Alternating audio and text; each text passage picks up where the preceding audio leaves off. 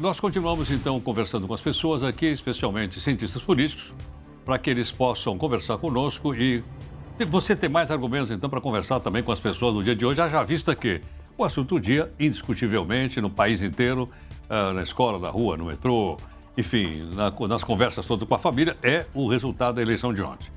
Quem está aqui conosco é Rui Tavares Maluf, cientista político, gentilmente atendendo aqui a Nova Brasil. Rui, muito obrigado por sua gentileza mais uma vez.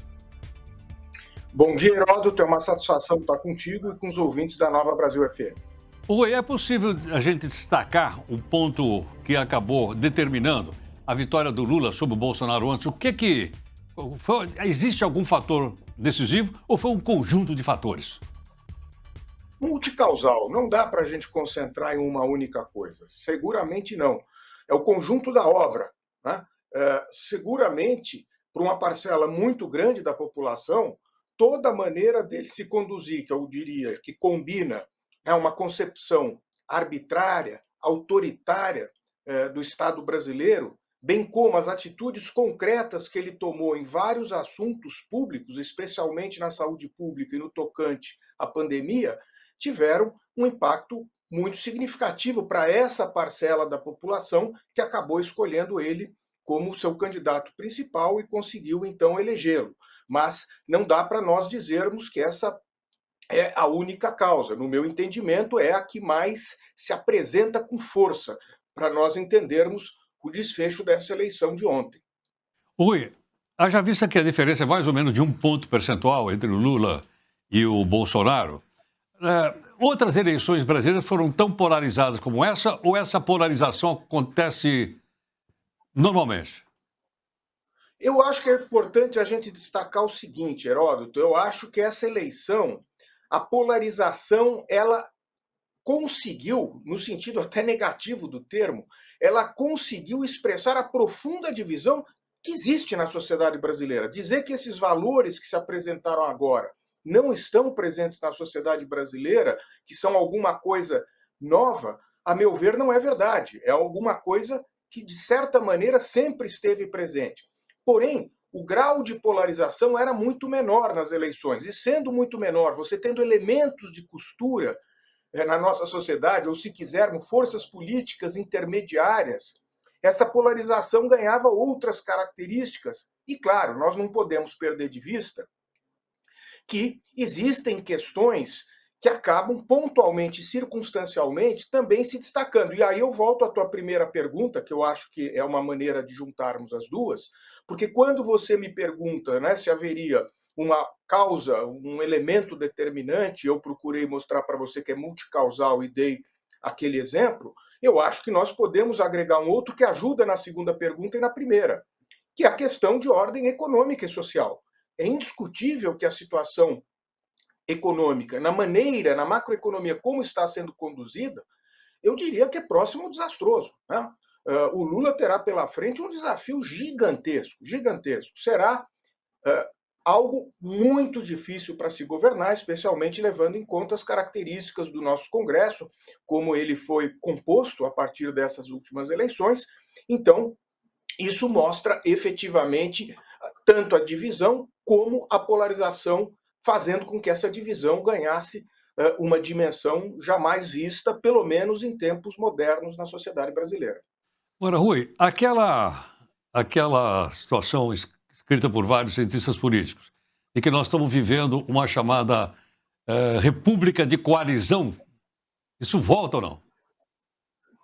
Olha, eu sempre tive um certo pé atrás em relação a esse termo. Indiscutivelmente, num país que tem dificuldades pelo seu tamanho e também por características culturais de formar partidos políticos com contornos nacionais, com capilaridade na nossa sociedade, você precisou partir para um tipo de forma de governar, de metodologia de governo, que tende a fazer com que o presidente tenha uma conduta não republicana. Não que isso seja uma determinação, mas vamos assim dizer, há uma situação que induz a isso. Enquanto nós não tivermos partidos políticos com capilaridade e força, nós sempre teremos dificuldade até para entender no fundo, o âmago dessa questão que você traz, que é muito importante, sobre a ideia de coalizão. Veja, de certa maneira, essa dita coalizão, se assim podemos falar, ela se dá muito em cima de nomes, convenhamos.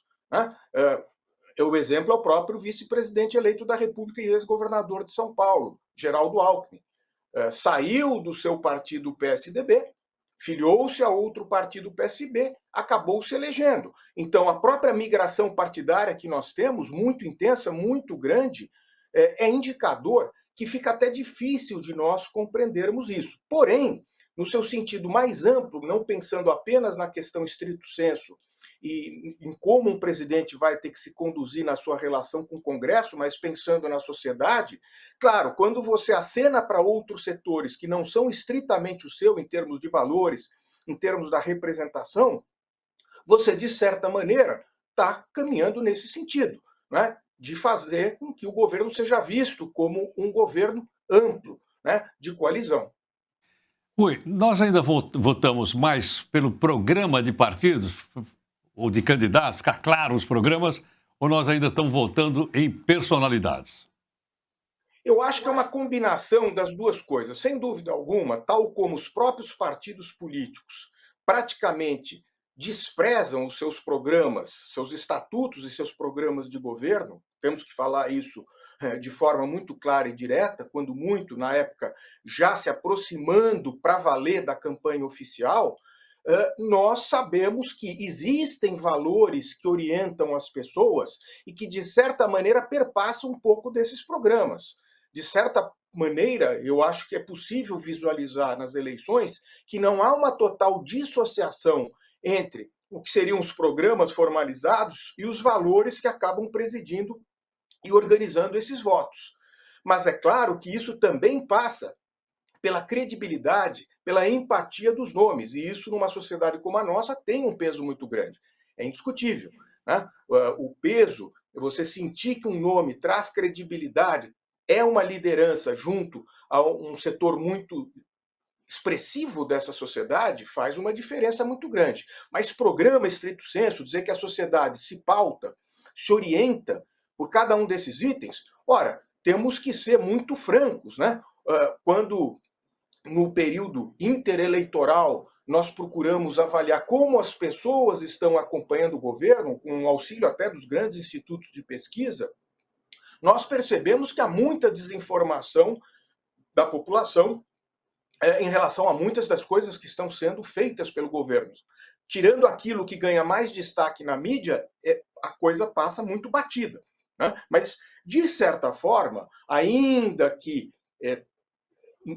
num tamanho muito aquém do que seria desejável num regime democrático, isso vem mudando ao longo do tempo para melhor. Rui, muito obrigado pela sua gentileza por participar aqui da Nova Brasil. Muito obrigado. Foi uma satisfação, Heródoto. Um bom dia para você e para os ouvintes. Muito obrigado. O cientista político Rui Tavares Maluf participando conosco, mais um entrevistado, para que você avalie, né, e que você forme sua própria opinião. Nós estamos, então, colocando as pessoas para você avaliar e ter argumentos, né, para poder conversar com seus amigos, com seus colegas e trabalho de escola ao longo do dia.